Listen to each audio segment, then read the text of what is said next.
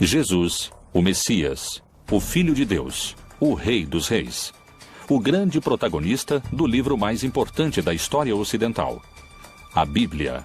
Um homem que muitos acreditam conhecer, mas que ao mesmo tempo é um dos maiores mistérios da humanidade. Quem foi verdadeiramente Jesus? O Novo Testamento, em todos seus livros e tradições, tenta precisamente responder essa pergunta: quem é Jesus? Quais dúvidas existem sobre o lugar e a data do seu nascimento? Por que não sabemos nada da sua primeira infância? Uma criança bate em Jesus, ele fica com raiva, amaldiçoa e o menino cai morto. Jesus foi um homem pacífico, como sempre nos contaram?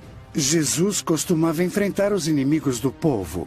O Antigo Testamento descreve a receita do azeite de unção. Um dos ingredientes poderia ter sido o que conhecemos hoje como cannabis. A cannabis era um dos produtos medicinais mais importantes do velho continente. Mas não só esse tipo de práticas são motivos de debate. O papel de Maria Madalena como sucessora e líder do seu movimento revolucionário também é motivo de discussão para alguns peritos. Era importante por ser ela, não por ser amante de Jesus. Jesus foi um homem comum. Jesus é um brincalhão sarcástico que zomba da ignorância dos seus discípulos. Ou, como dizem as profecias bíblicas, o Filho de Deus? Foi o líder dos cristãos ou foi o Deus de outra religião? Jesus se vê como o Filho do Sol. Milhares de perguntas surgem em torno do profeta principal da religião que tem mais fiéis ao redor do mundo. Hoje, algumas respostas começam a surgir. O líder de uma revolução armada? Um amante fremente? O Filho do Sol? Quem foi realmente Jesus? Belém, Palestina. Segundo a tradição cristã, foi aqui onde se iniciou a era que mudaria para sempre a história da humanidade. Os evangelistas não concordam com o lugar de nascimento de Jesus. Mateus e Lucas afirmam que Jesus nasceu em Belém, enquanto que Marcos e João afirmam que nasceu em Nazaré. A Virgem Maria é uma mulher da Galileia. A região de Israel está dividida em 3 regiões: o sul, Judeia, o centro, Samaria e o norte, Galileia. Aqueles são galileus. Nazaré é uma aldeia da Galileia. Então, um bom judeu tem que ser da Judeia e não da Galileia. Esses últimos seriam da periferia. Como descendente de Davi, o Messias devia nascer na zona davínica, por assim dizer, em Judá, em Belém. Como chega a Nazaré vindo de Belém, é também parte dos relatos que devem ser construídos. Lucas, que é quem faz o trabalho historiográfico mais importante, usa como dado de referência histórica um censo de Augusto César, e é na época de Herodes o Grande, em Jerusalém. Então, por motivo do censo, José vai a seu lugar de nascimento para o censo. Alguns dos historiadores não encontram o censo de Augusto naquela época. Eles encontram um censo de Herodes Antipas de 10 anos depois. É um censo local, não é um censo imperial. E os censos locais não se faziam no lugar de nascimento e sim no lugar onde a pessoa vivia. Por isso, alguns dizem que o censo não coincide historicamente. Isso tem a ver com que, na verdade, Jesus não pôde ter nascido em Belém por questões de cronologia histórica, e sim ter nascido em Nazaré. Os 4 evangelhos que formam a Bíblia falam sobre a opressão do domínio do Império Romano sobre a qual o povo de Jesus vivia. Porém, não concordam com o lugar concreto do nascimento de Jesus. Essas divisões começam nas Escrituras. Jesus nasceu na aldeia de Belém, Bethlehem, em hebraico, derivado de Bet, casa, e Lehem, pão. É um lugar pequeno, uma aldeia, onde tinha nascido o rei Davi. A história, no Evangelho de Mateus e no Evangelho de Lucas, diz que quando Maria engravidou, ela morava em Nazaré. Nazaré é uma outra região. Está na região da Galileia.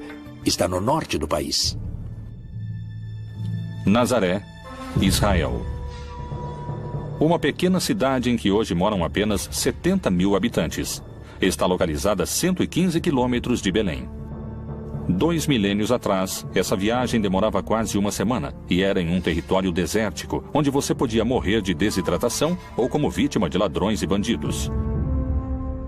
Mas por que fariam uma viagem tão perigosa e complicada? Por causa da ordem que deu Augusto César de que, para realizar o padronamento, o censo, os homens com propriedades deviam voltar ao lugar onde tinham suas propriedades. José, que era descendente do rei Davi, teve que voltar a Belém, onde tinha suas propriedades, apesar de Maria estar grávida. O Messias tinha que nascer em Belém. Por isso que Herodes mandou matar todos os meninos da aldeia de Belém que tivessem menos de 2 anos. Quando Herodes mandou matar os meninos, Jesus foi levado por seus pais ao Egito.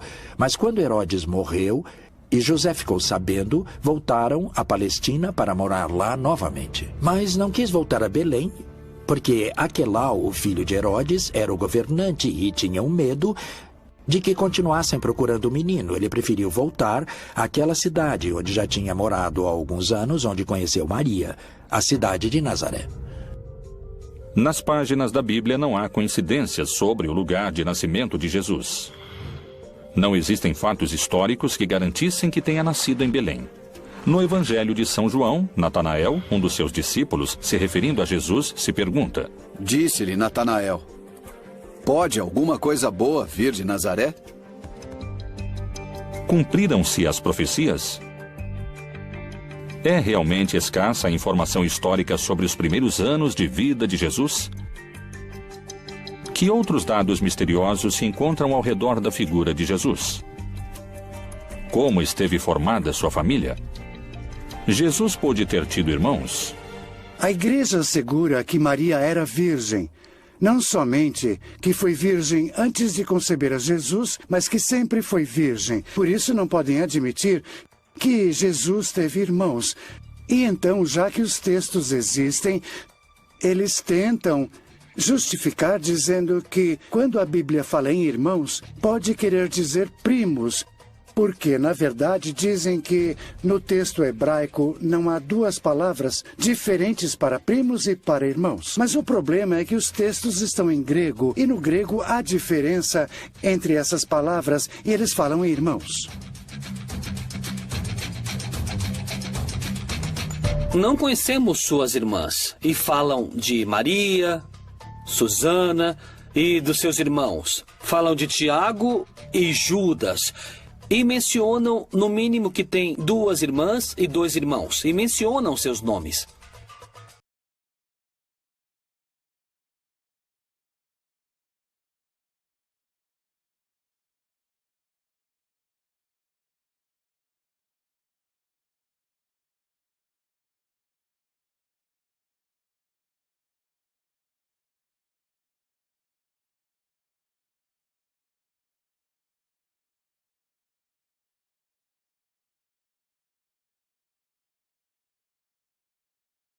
Requeridos por Constantino, ele reuniu os bispos de distintas igrejas para que chegassem a um consenso sobre quais eram os livros inspirados em Deus e aqueles que deveriam ficar de fora.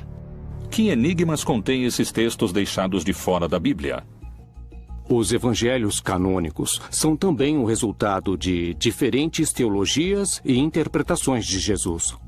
Todos, em última instância, são diferentes tentativas de entender essa fé em Jesus, a qual, desde o começo, parece ter gerado polêmica entre os seus seguidores. Por isso, os evangelhos, tanto os canônicos quanto os apócrifos, refletem diferentes interpretações dessa mensagem original e histórica de Jesus.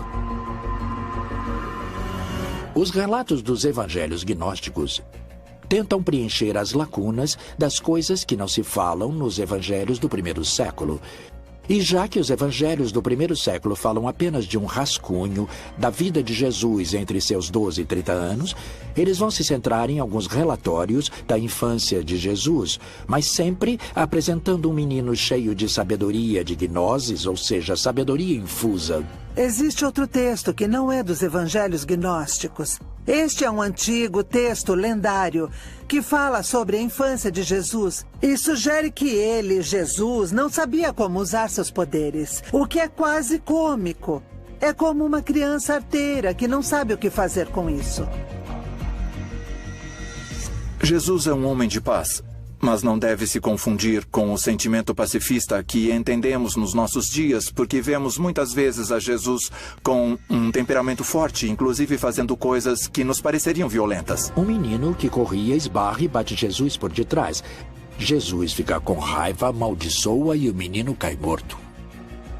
Então, até Maria não suplicar a Jesus que ressuscite o menino, o assunto não se resolve.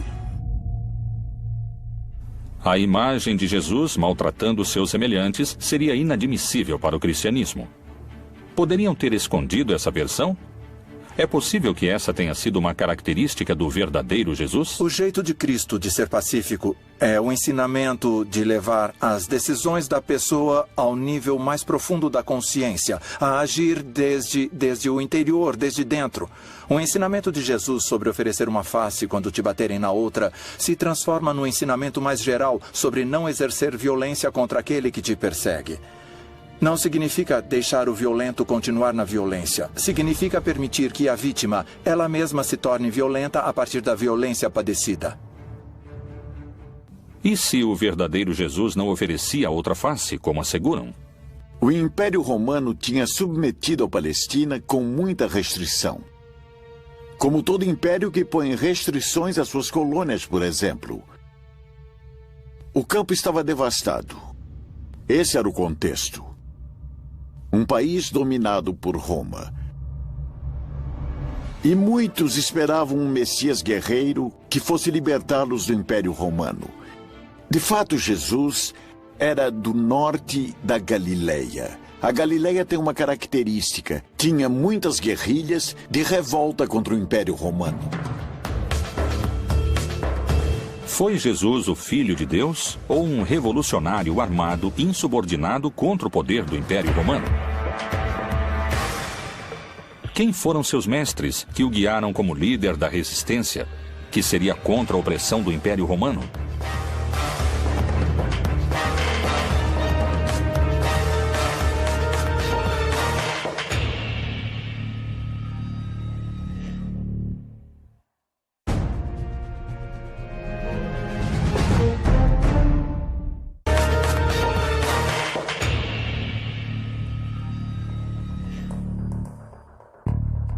São poucos os dados que se obtêm sobre a juventude de Jesus, e seu lugar de nascimento ainda é um tema de debate.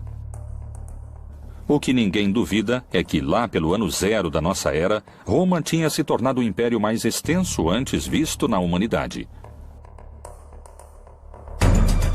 Nos tempos de Jesus, os romanos dominavam o território palestino com opressão e sangue. Qual foi realmente a reação de Jesus diante da opressão romana? Quem foram seus mestres ou mentores? Antes que Jesus se tornasse um líder espiritual, outro homem mobilizava multidões. Era conhecido pelos seus batismos no Rio Jordão.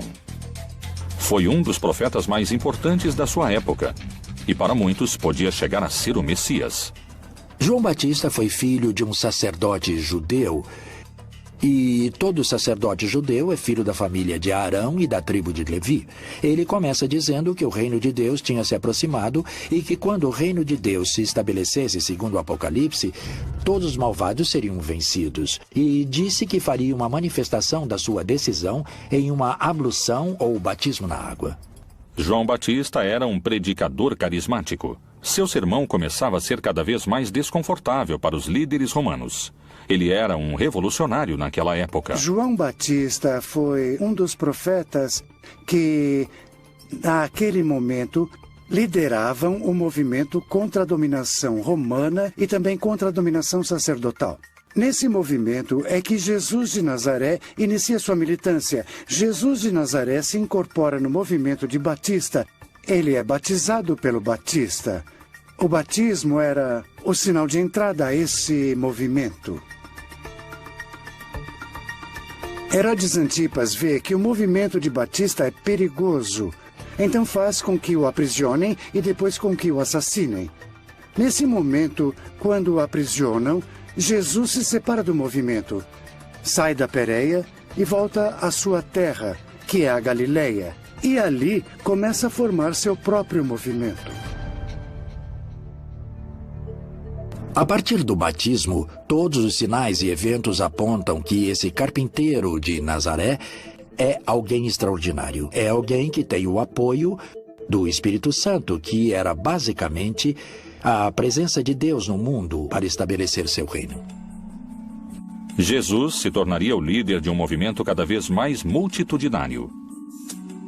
Que filosofia ou prática cumpriam os essênios naquela época? Os essênios foram um grupo que tinha pensamentos muito importantes durante aquela época. Os essênios eram uma escola de pensamento iniciático, esotérico. Muito provavelmente Jesus, naqueles períodos da sua vida, dos quais se conhece relativamente pouco, porque está pouco explicado nos evangelhos. Estou falando do período da sua adolescência, da sua infância. Há muitas alusões a que Jesus possivelmente foi educado entre esses essênios. Os essênios foram um grupo, uma seita judaica, que tem relação com a origem da pureza. A primeira notícia que temos sobre eles é a de Flávio Josefo, que diz que eles viviam no deserto de Judeia. Era um grupo que tinha se distanciado do sacerdócio oficial em Jerusalém, porque o consideravam cúmplice do Império Romano e corrupto na sua forma de viver a religião. Qual era o contexto social da época que pôde ter seduzido a Jesus e a João Batista a fazer parte dos essênios? Segundo a Bíblia, Jesus se movia com um grupo de discípulos pelas terras da Judéia. Esse movimento podia ser perigoso sob os olhos do Império Romano.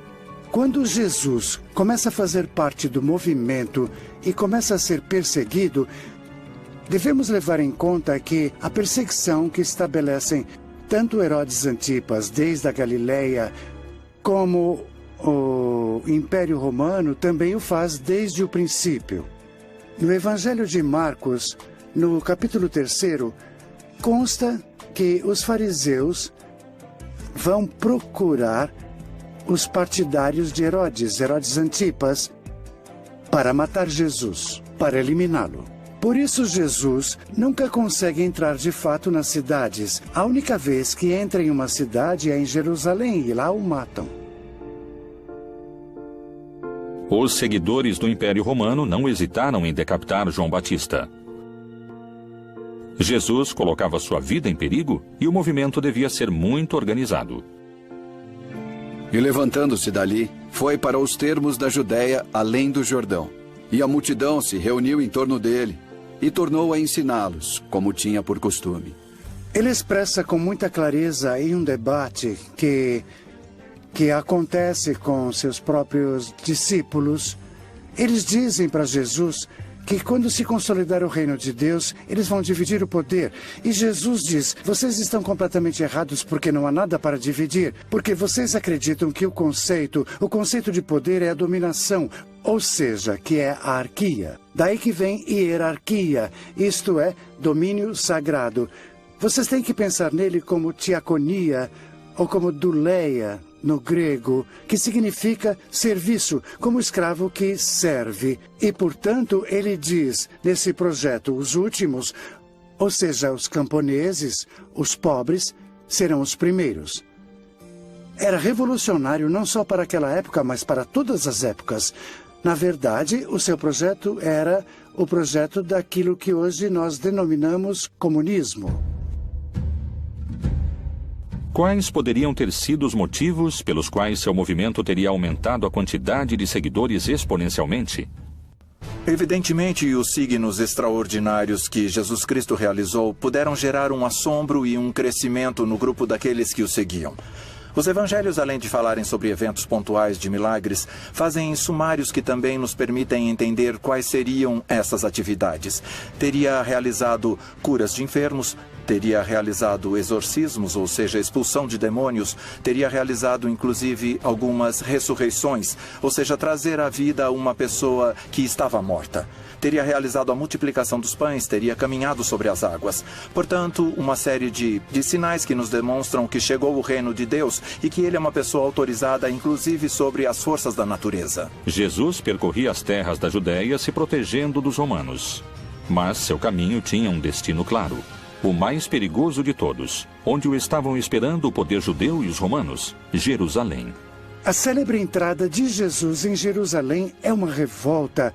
Os camponeses iam cumprir um rito religioso e, portanto, iam cumprir esse rito entusiasmados. Mas, por outro lado, eles se encontravam no templo com seus dominadores, os sacerdotes, os quais tinham no templo as escrituras de suas propriedades que eles deveriam entregar. E por isso se dá o surto ali no templo. E é ali que Jesus manda embora os mercadores do templo. Mas além disso expressa que o templo é como a figueira que não dá frutos. Ou seja, o templo é como essa árvore estéril que não dá frutos e que por isso deve ser queimada. E tendo feito um azorrague de cordas, lançou todos fora do templo, bem como as ovelhas e os bois. E espalhou o dinheiro dos cambistas e virou-lhe as mesas. Aqui é onde vemos esse Jesus com essa força, essa coragem, essa raiva que é capaz de iniciar um projeto contra os dominadores. A partir desse momento, os fatos acontecem com uma velocidade assombrosa. Ora, os príncipes dos sacerdotes e os anciãos e todo o conselho buscavam falso testemunho contra Jesus para poderem dar-lhe a morte. E levantando-se o sumo sacerdote disse-lhe: Não respondes coisa alguma ao que esses depõem contra ti? Jesus é aprisionado depois de uma conspiração mais ou menos extensa, depois que Judas, o traidor Judas Iscariotes, concordou com as autoridades que o entregaria. Jesus teria celebrado a última ceia, teria jantado com seus discípulos, uma celebração em contexto pascual. Teria ido até um jardim, o Jardim das Oliveiras, do qual ainda conservamos o nome e a localização, o Jardim de Getsemane, e teria sido aprisionado. Depois teria sido julgado tanto pelas autoridades do Templo de Jerusalém, quanto pelas autoridades romanas, nesse caso Pilatos. Depois do julgamento, Jesus é torturado, crucificado e assassinado. O único castigo era a cruz, e a prova é que quando Jesus morre, não está só. Há 2 homens ao seu lado, e que, segundo a tradução no grego, não são simples ladrões. Eles também estavam sendo mortos porque eram personagens que tinham tentado fazer alguma mudança dentro da sociedade, mas não conseguiram, porque, há um sistema que oprime tão forte que o castigo era a morte. E o mesmo lhe lançaram também em rosto os salteadores que com ele estavam crucificados. Apesar de que especialistas e eruditos concordam com esse dado histórico, há interpretações sobre outros aspectos da vida de Jesus, onde os posicionamentos são muito diferentes. Novas leituras da Bíblia indicam, por exemplo, que naquela época Jesus tinha contato com o mundano. Poderia ter utilizado drogas como um caminho de conhecimento divino e de cura?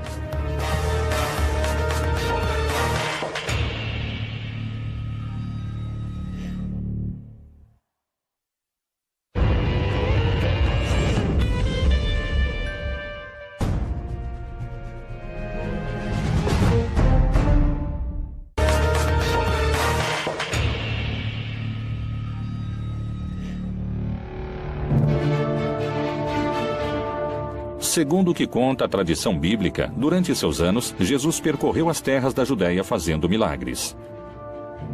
Para alguns teólogos e estudiosos bíblicos, Jesus tinha contato com o profano e terreno. E na vida comunitária, as drogas cumpriam um papel central. Poderia ter utilizado drogas como um caminho de conhecimento divino ou de cura?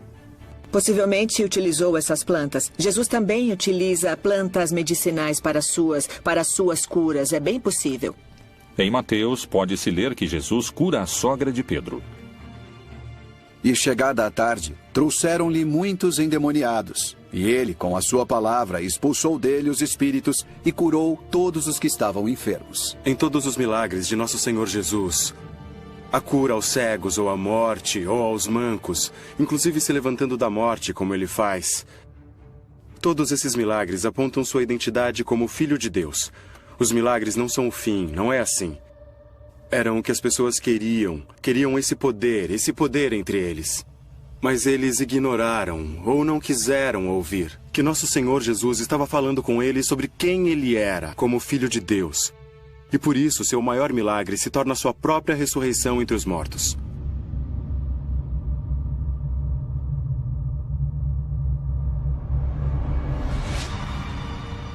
Por onde ele passasse a mão dele, a saúde se propagava. Jesus, o Messias.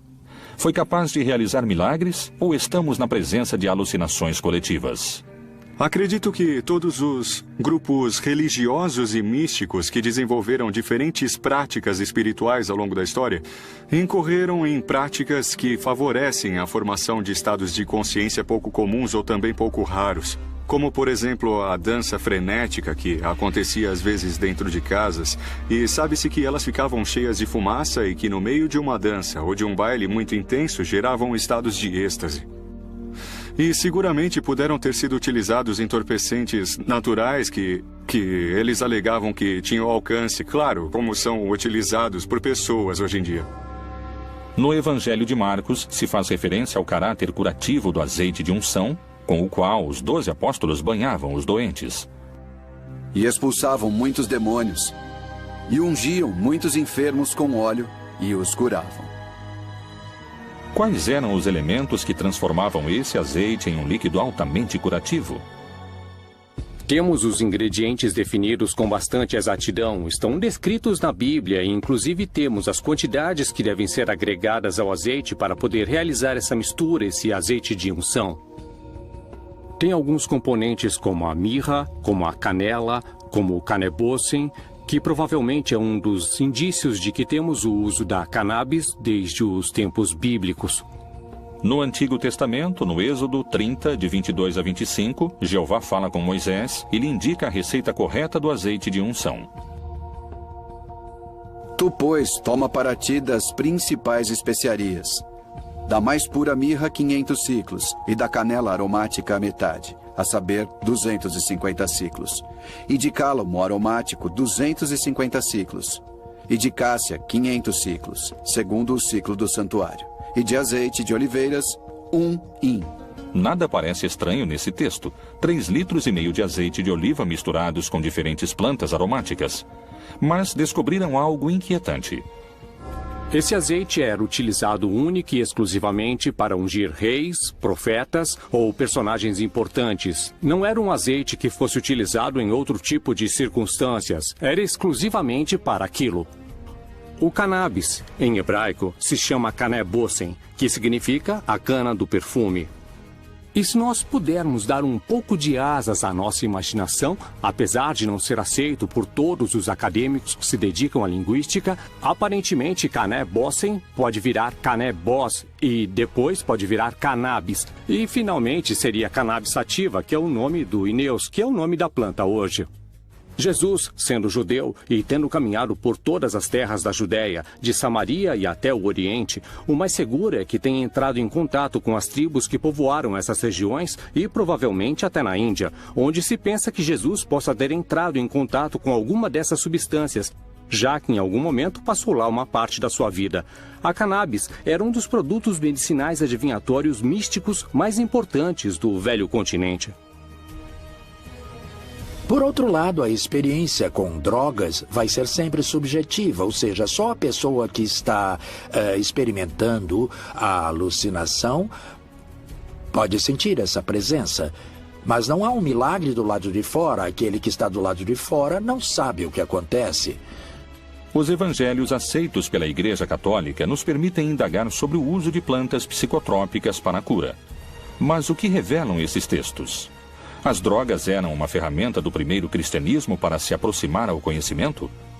O consumo de psicotrópicos era uma prática comum? Alto Egito, 1769. A tradução do segundo livro de Geu revela certos rituais xamânicos presentes nos anos de fundação do cristianismo. O Senhor providenciou um lugar para as oferendas, colocando um jarro de vinho para a direita e outro para a esquerda, e derramou algumas bagas e especiarias em torno dos recipientes. Ele, então, colocou uma certa planta em suas bocas, e também outra planta em suas mãos, e estendeu, em ordem, em torno do sacrifício da iniciação. Durante esses 2000 longos anos da igreja, o vinho que sempre foi utilizado era o vinho de uva, sem nenhuma outra mistura e nem de ervas aromáticas nem de álcool. Vinho puro de uva. Os textos gnósticos permitem compreender o uso das drogas a partir de um aspecto revelador. A imagem de um Jesus utilizando substâncias se afasta cada vez mais do Messias, do Cristo católico. Mas essa não é a única imagem distorcida que muitos especialistas induzem à figura de Jesus. Alguns asseguram que, a partir do enfoque político, existia um vínculo entre Jesus e Maria Madalena. Essa afirmação poderia mudar para sempre a construção que se fez historicamente da relação entre eles.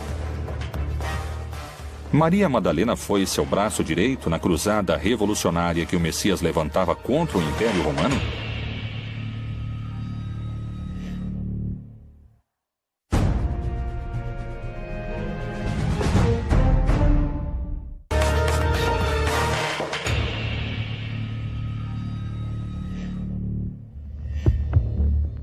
O uso das plantas com poder curativo continua sendo um dos mistérios que cercam a vida de Jesus. Mas não só esse tipo de práticas são motivo de debate. O papel de Maria Madalena como sucessora e líder do seu movimento revolucionário também está em discussão, segundo especialistas. Maria Madalena é, para mim, tirando a Maria, mãe de Jesus, a mulher mais relevante nos evangelhos. É tão importante que eu acompanho como apóstolo durante todo o percurso. Sim, ela foi uma discípula realmente muito querida, ao ponto de ser a primeira que consegue perceber que Jesus havia ressuscitado. A primeira a quem que Jesus ressuscitado a vida fala, e é a ela que é dada a missão de dizer a todos os apóstolos, incluindo Pedro, que Jesus voltou à vida. Então ela tem essa missão. Isso lhe dá um papel importantíssimo nos evangelhos. Digo novamente, depois de Maria, a mãe de Jesus, é a mulher que eu arrisco a chamar praticamente de apóstolo. É a mulher mais importante dos evangelhos. A Bíblia e o Novo Testamento apresentam muitas Marias, mas essa é específica. Maria Madalena, isso é claro. E essa mulher, que era uma mulher descentrada, destruída, vai se tornar pouco a pouco a discípula preferida. Obviamente, para um mundo patriarcal, machista, isso não é possível. Que aquela que vá na frente junto com o mestre seja uma mulher. Aquela que era uma pessoa da qual expulsaram 7 demônios, destruída, tornou-se a mestre. Aquela que melhor entendeu o que significava essa nova versão religiosa. É a discípula mais avançada de Jesus. No simbolismo místico, está escrito que quando alguém começa a vida mística, beija Jesus nos pés. Quando está mais avançado, beija Jesus nas mãos. Quando se transforma em Jesus, beija Jesus na boca. E os textos gnósticos dizem que ela é a única que beijava Jesus na boca. Tem diversos textos que provam incisivamente que tanto as mulheres como os homens faziam parte do projeto de Jesus. Esses textos nos ajudam a entender a radicalidade da revolução que significa o projeto de Jesus, porque a liberação da mulher é uma coisa absolutamente impensada naquela época. E pensemos que, nesse momento, ainda estamos lutando por isso. E que Jesus já tinha se adiantado completamente a tudo isso. E em seu movimento, tanto homens quanto mulheres participavam em condições semelhantes. Os livros gnósticos ajudam a formar uma opinião diferente daquela que pode se encontrar entre as páginas do livro sagrado. Akhmin, Egito, também conhecida como Panópolis. Durante o século IV e o século V, foi uma das capitais do cristianismo copto. Em janeiro de 1896, um grupo de arqueólogos trabalhava num antigo cemitério cristão. Surpreendentemente, descobriram um códice antigo, que continha uma série de papiros escritos em copto. O códice foi doado ao Museu de Berlim. Sobreviveu nos arquivos do Museu Alemão a 2 guerras mundiais. Teve que esperar até 1955 para ser traduzido. E então se fez público uma descoberta reveladora. O Códice de Armin continha 4 textos gnósticos. Um deles era o Evangelho de Maria Madalena.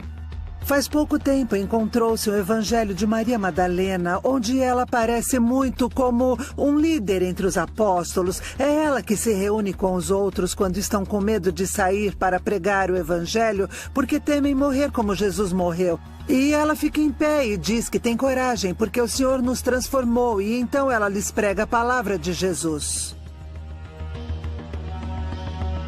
O Evangelho de Maria Madalena se refere que a mulher vai ter uma importância muito grande pelo motivo de que é necessário retomar as ideias de que Deus também é feminino ou que também há deusas. Isso é, que há uma influência gnóstica no que se refere à ideia de uma deidade feminina, planteada em muitas religiões. Daí é que Maria Madalena vai representar uma mulher iniciada na sabedoria. Só existem 3 códices que contêm o Evangelho de Maria Madalena, 2 no grego e 1 em língua copta. Nenhum está completo e só se recuperaram alguns fragmentos. Esses textos poderiam mencionar Maria Madalena como líder do movimento de Jesus? Ela prega sobre a palavra de Jesus e mais tarde Pedro lhe diz: não acredito que o Senhor tenha dito isso, creio que ela está inventando e que ela mente. E ela começou a chorar e disse: irmão Pedro, eu não sei do que está falando. Então, os outros discípulos entraram e também começaram a defender Maria e disseram que o Senhor amava muito. Quem é você para dizer que ela é uma pessoa inferior? Depois de ter dito isso, Maria Madalena se calou. Pedro respondeu e disse aos irmãos: dizei o que tendes para dizer sobre o que ela falou. Eu, de minha parte, não acredito que o Salvador tenha dito isso. Então, Pedro ainda estava com raiva de Maria. Mas Maria ganhou a discussão no Evangelho secreto, que nunca fez parte do Novo Testamento, talvez por esse motivo. Nos canônicos, Maria Madalena é a testemunha da morte, da sepultura e da ressurreição. A primeira pessoa a quem ele fala é a mulher chamada Maria Madalena. O fato de que Jesus fale com Maria Madalena antes de falar com qualquer outro dos discípulos poderia significar que é ela quem ele escolhe como sucessora do seu movimento? Era uma mulher que era importante por ser ela, não por ser amante de Jesus. Obviamente, porque Jesus morto lhe deixa o poder à amante. E pega o valor e pega a força de ser a líder de uma comunidade religiosa sendo mulher. E a envia a anunciar a seus homens que ele está ressuscitado. Pedro entra no túmulo e não o vê. Quando Pedro sai, ela entra e é com ela que ele fala, não com o homem. E ela tromba com ele e não o reconhece. E ela pergunta: onde você colocou o corpo do meu senhor? Então ele a chama por seu nome. Miriam, ele diz. Quando falam teu nome, você sabe que é você sujeito. Quando ele a chama, ela o reconhece. Ela percebe que é Jesus. Através dessa exposição, procuram legitimar uma corrente de comando que se transmite através da ressurreição à sua primeira testemunha. E Jesus, tendo ressuscitado na manhã do primeiro dia da semana, apareceu primeiramente a Maria Madalena, da qual tinha expulsado 7 demônios. Ela é de uma cidade, Migdal. Por isso é Maria Madalena ou Migdal. Migdal quer dizer torre fortificada. No lago de Tiberíades havia um porto de pescadores. Ela é de Migdal, por isso seu nome era Miriam, Maria de Magdala. O fato de Maria Madalena não levar unido o nome ou o sobrenome do seu pai ou do seu marido, mas o da sua cidade, indicava na época que era alguém independente. Não estava submetida a outras pessoas e tinha autoridade para fazer parte do grupo de Jesus. Uma mulher tão renomada como Madalena é sempre citada como a mulher de Magdala, ou seja, a Madalena. Esse é um título de homem, não é um título de mulher, porque as mulheres sempre eram citadas como mulher, esposa de ou filha de, mas não como mulher, cujo sobrenome é o lugar onde ela mora. Isso era comum nos homens. Em contrapartida, Madalena já carrega um valor em si. Como pedem alguns pesquisadores, talvez seja o momento de revisar o legado histórico de Maria Madalena e descobrir se ela foi a verdadeira líder que levou adiante o movimento de Jesus depois da sua morte. Outro mistério percorre o projeto do Reino de Deus. A Igreja Católica teria escondido um segredo que poderia questionar 2000 anos de cristandade? Qual é a assombrosa relação que existe entre o Filho de Deus e o Filho do Sol? Será que talvez eram a mesma pessoa?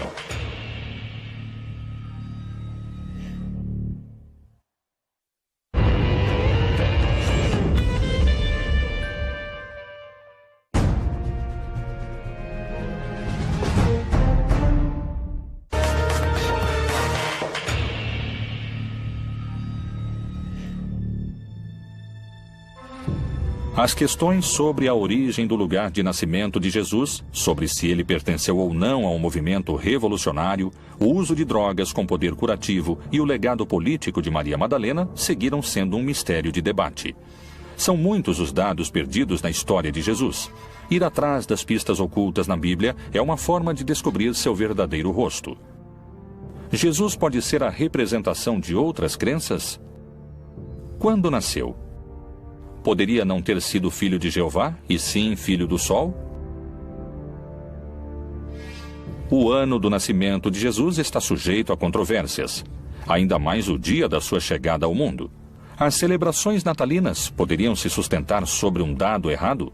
Qual é o vínculo que existe entre a data de nascimento de Jesus e a divindade Sol Invictus? Jesus se vê como filho do Sol. Porque a festa do 25 de dezembro é a festa do sol. No solstício de inverno nasce um sol novo e forte. E no dia 25 de dezembro se celebrava a festa do novo sol. Por isso, nessa festa pagã se monta a festa cristã da Natividade do Senhor. Historicamente, não temos o dia em que nasceu Jesus, nem o mês, simbolicamente, pelo sol. Como foi feito em muitas latitudes em diversas épocas, alguns grupos cristãos tentaram criar datas, construir templos sobre datas ou sobre lugares das crenças antigas. Então, na verdade, em 25 de dezembro, nós temos o solstício de inverno, em que todos os povos antigos pensavam que o sol morria e voltava a nascer.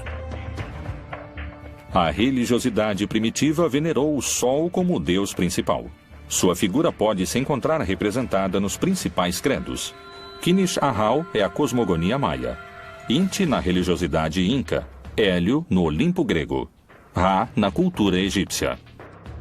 E é por isso que tinham cultos tão importantes para ajudar o sol a voltar a recuperar sua força para não ser devorado pelas trevas. E nesse contexto, pouco a pouco, tanto em lugares como Roma, como no norte da Europa, foi se assimilando o nascimento de Cristo às festas solares. E muitos elementos natalinos, como as esferas, a adoração ao pinheiro, eram, na verdade, pertencentes às religiões que adoravam o sol. Jesus parece ser a representação das divindades pagãs.